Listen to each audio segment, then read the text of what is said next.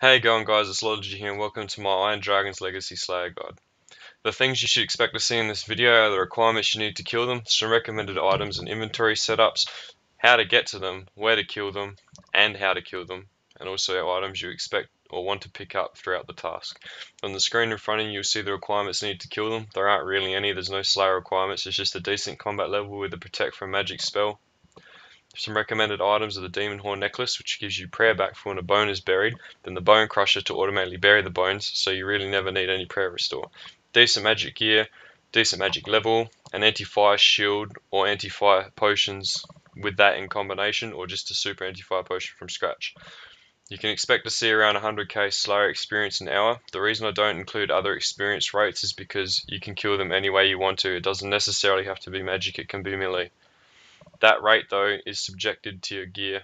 When I did it, I had near best in slot gear and could get 100k experience an hour. If you're lower levels and not max combat, you can expect to see a lower figure. This is an example of an inventory and gear setup I'd take to do the Slayer task.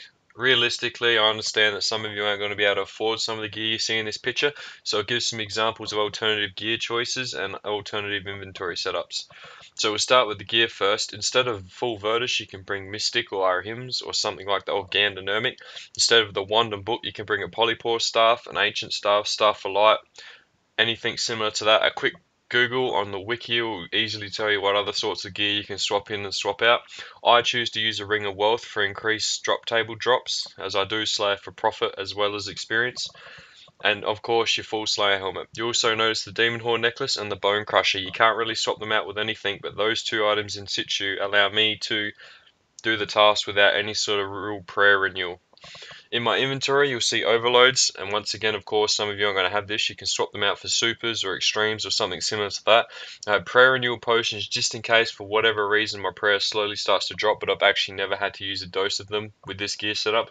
My runes for Fire Blast, and my super anti-fire potions. If you don't have them, you can use normal anti-fire with a shield, or you can just use a shield. It's up to you.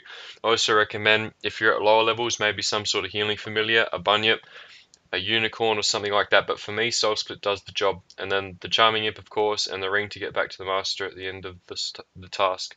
There are two main popular spots to kill Iron Dragons on a Slayer task. That's Cyrodiil's dungeon if Cyrodiil's your Slayer master, or in the Brimhaven dungeon where the Iron and Steel dragons are.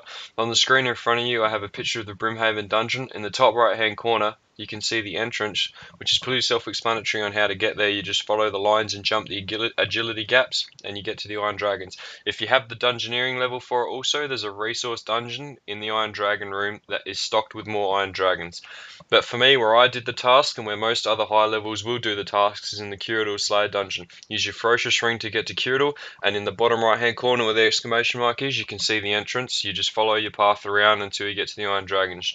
Just beware though, on your way there, some monsters do get aggressive and they will hit you for a little bit, but nothing significant. If you do have the agility level, which who in their right mind would have 90 agility, right? Nah. You'll be able to cross the 90 agility shortcut and get straight there anyway. So once you've arrived at your chosen destination, for me it's the Cyrodiil Slayer dungeon, as you can see in the background of this video, let the killing begin. You'll notice my prayer doesn't drop, because that is due to the necklace and the Bone Crusher working together to restore my prayer. I don't really need any prayer restoration whatsoever. I probably don't even need the prayer renewal, but I bring them just in case. Got my overloads and my anti-fire potion. Pot up, click them, and watch them die. It's a pretty quick kill right here in Legacy and in EOC. It stops and suffers from a game mechanic called a soft cap though. That's a term given to something where you physically can't kill anything any quicker because of the game's mechanics. You'll see here the spawn rate. I kill one and by the time the next one spawns I'm straight on it. There's a point in the video, I don't know if you see it, but I get to where I can't literally kill any more Iron Dragons because none have spawned. So that caps your experience rate. That's what they call a soft cap. So with this method I can get up to around 100k experience an hour.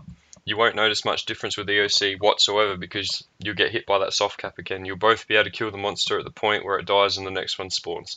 So for this particular Slayer task, Legacy is quite good. Some items you need to look out for are your Dragon Plate Skirt and your Dragon Legs and your Visage. They aren't as expensive as they were back in the day, but they're still a little bit of money. You can't really complain with an extra 300k. If money is a big issue for you, you can also pick up the smaller drops, your javelins, your limbs, and all that sort of stuff. They do add up over time if you do have a Slayer tab. And other than that, really, it's just click, watch, and kill. So with that being said, guys, that's the end of the guide. If you enjoyed and you like what you see, please hit subscribe, please like and spread the word. For us upcoming YouTubers, we can't really do much to get our name out there other than rely on word of mouth.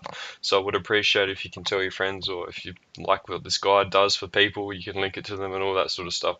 So that being said, guys, I hope you have a good day and thanks for watching.